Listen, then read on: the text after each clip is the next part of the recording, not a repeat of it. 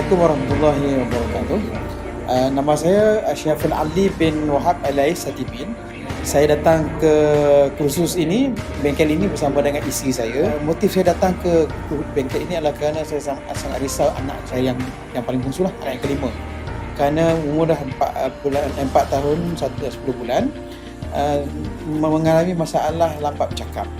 Jadi dengan kehadiran saya di kursus ini bersama isteri saya, kami dapat rancang bersama untuk mendidik anak saya itu agar dia dapat mengatasi masalah lambat bercakapnya. Dan saya yakin kursus ini sangat membantu saya.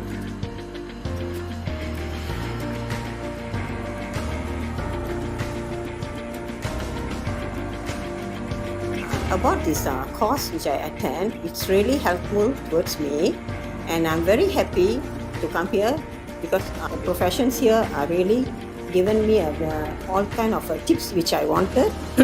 And also I have many tips to go through with their plans, so it really helps me in this course which I've attended. So I'm very really thank all the professions here who really brought these courses. Apabila setelah selesai bengkel hari ini, saya mendapati bahawa bengkel ini melebihi expectation yang saya harapkan. Sebab apa? Penyampaian daripada panel-panel semuanya boleh dikatakan mudah untuk difahami setiap contoh-contoh yang diberi.